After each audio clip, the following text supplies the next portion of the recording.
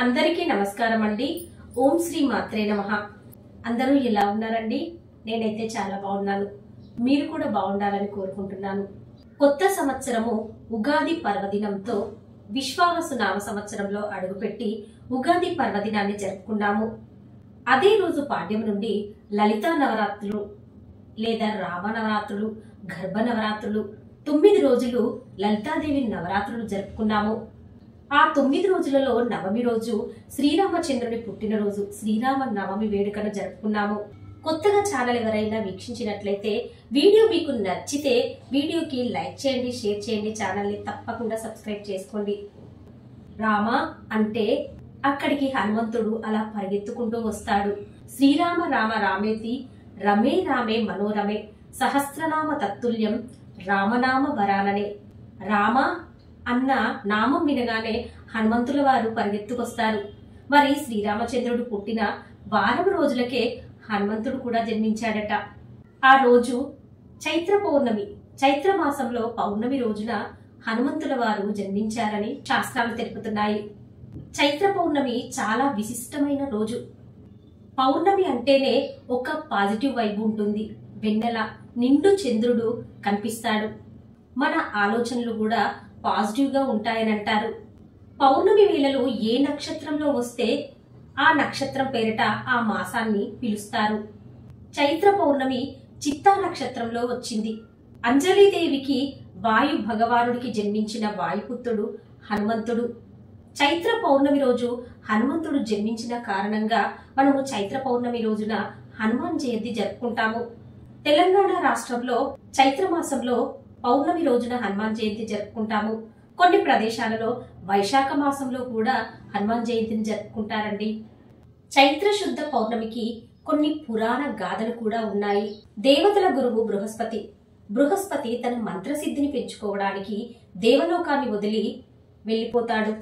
దానితో ఇంద్రుడు ఎలాంటి భయం లేకుండా ఇష్టారాజ్యంగా తనకిష్టం వచ్చినట్టుగా వ్యవహరిస్తాడు. అందరినీ బాధ పెడుతూ ఉంటాడు. దాని వలన ఇంద్రుడు కళావిహీనుడవుతాడు. బృహస్పతి తన తపస్సు ముగించుకొని దేవలోకానికి వచ్చి ఇంద్రుణ్ణి చూడగానే ఏమైందయ్యా ఇలా అయ్యావు అంటాడు. ఇంద్రుడు అప్పుడు నేను చేసిన పాపకర్మల వల్ల ఇలా కళావిహీనుడినయ్యానయ్యా అని అంటాడు. దానితో బృహస్పతి బాధపడి ఏమి పర్వాలేదు, నీవు భూలోకానికి వెళ్లి ఆలయ దర్శనాలు చేయి, దానితో నీవు చేసుకున్న పాపకర్మలు తొలుగుతాయని సలహా ఇస్తాడు. దానితో ఇంద్రుడు భూలోకానికి వెళ్లిపోతాడు. ఆలయ సందర్శనాలు చేస్తూ ఉంటాడు. అలా ఆలయ సందర్శనాలు చేస్తూ ఉన్నప్పుడు మదురైకి వెళ్తాడు. మదురైలో స్నానమాచరించి అక్కడ ఒక మామిడి చెట్టు దగ్గర ధ్యానం చేసుకుంటూ ఉంటాడు ఇంద్రుడు. అలా ఇంద్రుడు ధ్యానం చేస్తుండగా తన పాపకర్మలన్నీ తొలగి తన పునర్రూపము ఇంద్రునికి వస్తుంది. అప్పుడు ఇంద్రుడు చాలా సంతోషిస్తాడు. ఇలా ఎలా జరిగింది, ఏ కారణంగా నేను మళ్ళీ పునర్రూపుడయ్యాను, అందంగా తయారయ్యాను, నా పాపాలన్నీ తొలగిపోయాయి అని ఒక్కసారి ఆలోచించినప్పుడు ఇంద్రునికి తెలుస్తుంది. ఆ మామిడి చెట్టు దగ్గర ఒక శివలింగం ఉంది. ఆ శివయ్య చైత్ర శుద్ధ పౌర్ణమి, ఆ రోజు చైత్ర శుద్ధ పౌర్ణమి కారణంగా ఇంద్రుడు శివయ్య ధ్యానం చేయడం వల్ల ఆ ఇంద్రుని యొక్క పాపాలన్నింటినీ తొలగించి ఇంద్రునికి పునర్రూపాన్ని, అందాన్ని మళ్ళీ తిరిగి ప్రసాదించాడు. అలా ఇంద్రుడు తన పునర్వైభవాన్ని పొంది ఆ శివయ్యకు బంగారు పువ్వులతో అర్చన చేస్తాడు. ఇలా భూలోకంలో ఎవరైనా మానవులు చైత్ర పౌర్ణమి రోజు ఆ శివయ్యకు ఆరాధన చేస్తే మనము తెలిసి తెలియక చేసిన పాపాలన్నీ విమోచన అయ్యి మనము మంచి మార్గంలో పుణ్య కార్యాలు చేయడానికి మనకు అవకాశాలు లభిస్తాయని పురాణాలు చెప్తున్నాయి. ఇంకా చైత్ర పౌర్ణమి రోజు హనుమాన్ జయంతి కూడా. ఈ హనుమాన్ జయంతి రోజు మనము రామాలయానికి కానీ ఆంజనేయ స్వామి ఆలయానికి కానీ వెళ్లి ఆ హనుమయ్యకు ఒక దండం పెట్టి హనుమయ్యకు వడమాల అన్న గాని తమలపాకు మాల అన్నా గాని చాలా ఇష్టం. హనుమయ్యకు సింధూరం అంటే మరీ ఇష్టం. హనుమయ్యకు సింధూరాన్ని సమర్పించాలి. ఈ రోజు గుడికి వెళ్లి హనుమయ్యను ఒక దండం పెట్టుకుని 5 ప్రదక్షిణాలు గాని 11 ప్రదక్షిణాలు గాని ఆచరించి హనుమాన్ చాలీసా పారాయణం చేయాలి. హనుమాన్ చాలీసా ఒకసారి గాని 5 సార్లు గాని 11 సార్లు గాని మన ఓపిక 108 సార్లు కానీ పారాయణ చేస్తారు. హనుమాన్ చాలీసా పారాయణం చేయడం వల్ల మనకు అనారోగ్యాలు తొలగి ఆరోగ్యవంతులమవుతాము.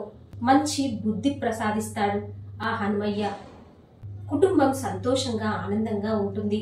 ఇవన్నీ మేమేమీ చేయలేమండి అనుకుంటే కనీసము ఆలయ దర్శనం చేసి ఆ హనుమయ్యకు ఒక దండం పెట్టుకుని మాకు ఆయురారోగ్యాలు సుఖ సంతోషాలు ప్రసాదించు తండ్రి అని ఒక దండం పెట్టుకుని వచ్చినా చాలండి. ఆ హనుమయ్య కృప మన మీద తప్పకుండా ఉంటుంది. ఎక్కడెక్కడ రామనామము మారుమ్రోగుతుందో అక్కడక్కడ ఆ హనుమంతుడు తిరుగాడుతూ ఉంటాడు.